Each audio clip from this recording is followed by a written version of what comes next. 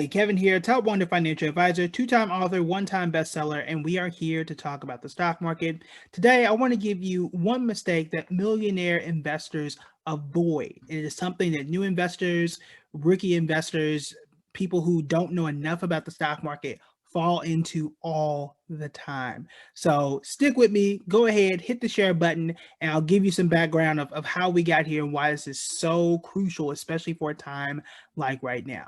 All right, so millionaire investors. Well, let's give some background for those who may be new because you just shared, and we're growing the channel, we're growing the page because you hit the share button. But let's start there. So my background started as a teacher in Dallas, Texas. Then became a financial advisor. Moved to New York City. During that time, I was one of the top 100 most influential financial advisors in the country. Period. During that time, I managed over $140 million. And every day I would have a new millionaire client or a previous client that I work with. They hit that $1 million mark, and I would see what they had. I would tell them what to invest in, tell them how to save some money on their taxes. And every time I'm sitting down with these people, I ask questions as well, because one, if I'm investing for you, I need to know what your goals are. So those questions I need to ask. But also, how did you get this money? What do you plan to do? What are your careers? What were you investing in before you came in? Because I want to make sure that my investment recommendations, I'll say, look, you might want to keep this stock because your mother owned it or it was passed down by granddad or something like that, and understand what's going on there. What I noticed is that most millionaire investors, and by most, I mean 99%, I only had one person that did not follow this rule, would avoid what I call the obvious mistake. This is the stock, the company that you know, or you should at least see from a mile away, is not good for you, and that it is taking a long walk off a short cliff, is what my country granddad would say. But this is something that is super, super obvious, should be super obvious, and it's something that most people don't see because they hope. And my friend Tila Holcomb, she's also in the investing space. She says hope will make you go broke. And in this case, it is 100% true. So where is this coming from, and what stock are we talking about, and how can you kind of use this in your investing philosophy, or as they say in yoga, your investing practice? So let's take a look at AMC, right? AMC is a movie theater business. They were not doing well before COVID. That's a fact. If you go all the way back to 2015, which ain't that long ago, 2015 to now, the company is still down 64%. Now think about that. In 2020, they were up, I think, over 350% in 1 year, and they are still down over the long term. And that's just 2015. I didn't even go back to 2010, or God knows what would have happened if we could go all the way back to 2000 and see how bad the company has been. But just over the past 6 years, things haven't looked good at all for AMC. And some people, well, when the Marvel movies come out, when Godzilla and King Kong come out, and the holiday movies come out, people are going to go back into the theaters. We're getting the vaccine. Things are going to go back to normal. Here's the problem. Normal for AMC still wasn't good. Normal in 2015, 16, 17, 18, 19, 20 wasn't really great for them. They had been losing money for quite a while, and they were on the ropes before COVID. Once this thing is over, how many people do you really think are going to go back to the theaters that were not going already? Because here's the problem. Those who were already going weren't enough. You got to get new people. You got to get more people. To start this off, remember, they had started like a movie pass subscription service, and because I remember talking about this in New York, so this was like 2018, 2017, 2018, where you would pay a monthly fee and you get to see, I don't know if it was like one movie a week or whatever it was. They still weren't making money. They tried to limit it to like one movie a month or something like that, and end up scrapping the whole program altogether. Because again, it wasn't working. They were not getting enough people. It was too costly for those buildings. So even though you've got all that stuff, my thing had been, once we saw HBO Max start to release movies direct, we did a video on this around this time last year. I think it was Sony, and they had a beef with Sony about the Trolls movie, if I'm not mistaken. It went direct during the pandemic and did extremely well. And you got people saying, well, just wait until Black Widow comes out. Wait until this new Marvel movie comes out. Wait until that summer blockbuster. My question was, well, what happens if Disney Plus says, no, I don't want to release this Marvel movie directly to you guys, but I can just do it myself, right? AMC is getting cut out of this process. They don't make the movies. All they do is show it. Well, if they can show it on Disney Plus or Hulu or Netflix, which we already know has already killed one business, and Blockbuster, HBO Max, what's the point here, right? Even if you don't get 100% of the people you used to have, which again is not enough. You need like 150%, 160% of people. You need more than what you were getting. That's going to be the issue for them. That's going to be the issue. So even let's say you only get 80% of the people that you used to have going to the theaters on a regular basis. That's even less than what you had before. This is an obvious thing. You see technology changing the game. Theaters aren't going to be the same as they were. Maybe they'll be a lot smaller. Maybe they'll be indie theaters. Maybe they'll be drive-ins. I'm sure theater goers will have something to do. But again, with the rise of Roku, Netflix, Hulu, Disney Plus, HBO Max, then you've got the Peacock app, then you've got whatever CBS is doing, whatever, I already say Peacock, so that's NBC. You're running out of space, right? This is not going to go well unless AMC is bought by somebody, which I don't really think makes sense, or unless they start to buy into something else. So they should have invested in Hulu, in my opinion. But it's easy for me to say that after the fact that we know what Hulu is. So this is the obvious mistake, right? These are things that investors don't do. When you what millionaire investors don't do. When you can see something on the horizon, you see a business has been failing for years, not 1 year, but years. You don't jump into it and hope that things are going to go better.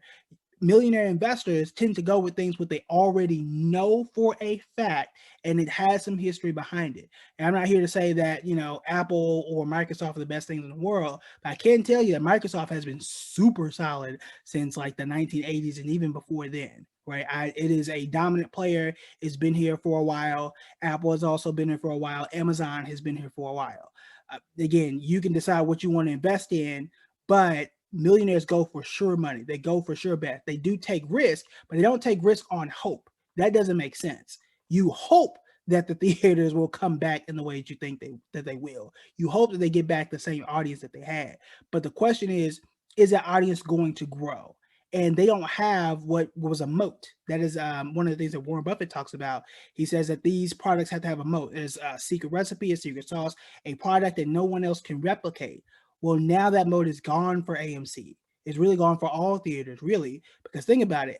Previously, before all this stuff happened, if I want to go see a brand new movie, I could only see it in theaters, unless you went to the barbershop and got it from the bootleg man. But that's beside the point. But previous to that was it. You could only go see it in the theater and nowhere else. Well, now, if that was the only thing you had, because I didn't go for the sticky floors. I didn't want that. I didn't want the expensive popcorn. I can make popcorn at home. Right? Like I never bought the candy. What am I going here for? For the guy that stands up in the middle of the stream? Is it for, do I go because I want to see the back of somebody's phone the entire time? Don't want to hear somebody's conversation in theater? No, that's not what I go for. I have to go here because I have to see the movie, or I want to see the movie that badly that I'm going to force myself to do that. Now I don't have to. I don't have to hear anybody's kids in the theater.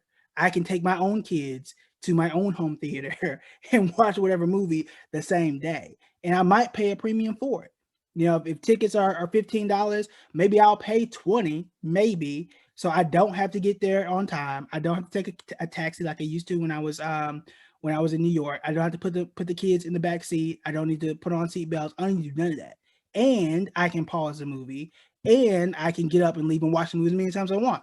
All these things are advantages that are moving towards the consumer. And these are obvious things. Look at everything in your life and how things have become more convenient for consumers, right? You remember the huge, not laptops, but the huge computers that we used to have. Now we have laptops, now we have tablets, and you can do all this stuff on the go. Look at where things are going. Things are going more digital. There's a reason why Zoom has done so well. There's a reason why social media has done so well, because it works.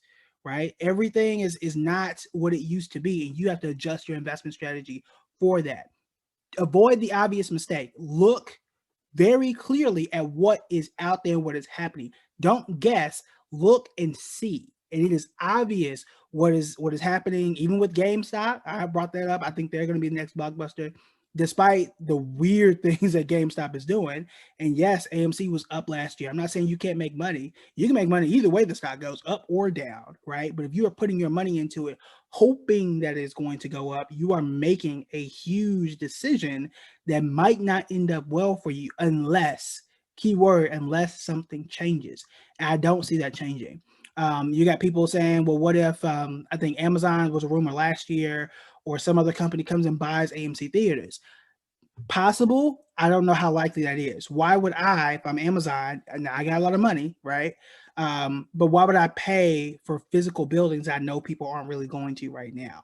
Doesn't make sense. If I already, as Amazon or even Disney for that matter, but if I'm Amazon and I already have a streaming service where I can stream my own movies just like they did with Coming to America, which again, that wasn't even in theaters, was it? Like I don't even know, right? And we all saw it. Most of us saw it anyway. Why would I, if I can give that same product to you direct to your screen right now, why in the world would I go and pay for a building to show it where I've got restrictions? I got to pay rent on that when I don't have to. That doesn't make sense. I got to pay for water, all the stuff you got to do to upkeep a building. You don't have to do, and you can still just put the movie out in the exact same way with lower cost. It doesn't make business sense.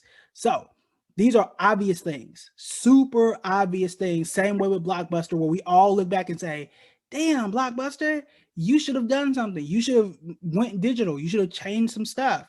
AMC's in that same boat. 5 years from now, 10 years from now, you're going to look back and say, bro, that was obvious. But you still got people who are investing in that company because they hope something is going to happen, and hope will make you go broke. And that's not something that investors do. You want to go for as a sure thing, or as sure as possible. What is going to give you the likelihood, the biggest likelihood of gain? That's the stuff you already know. These are the companies that ain't gone nowhere. So whether it's a Procter & Gamble that we had talked about, which is solid, it's not going to make you a million, but it's solid. Maybe it's one of the legacy tech companies, the Googles, Amazons, Apple's, Facebooks. Maybe it's something that's done well recently, like a Netflix. Maybe it's a Moderna or any of the biotech. This is where we know money is coming from. You can even, now that we know we have now what we didn't have last year, a vaccine, an end of the tunnel. Now it makes way more sense to look into the airlines, or something that's airline and tech, like Travelocity or Priceline or something like that. Those are the obvious plays. And instead of looking at that stuff, people are looking towards trash and hoping that it's going to become something that it's not. And again, that's not something that millionaire investors do. And here's the last thing I will say. Millionaire investors start at zero.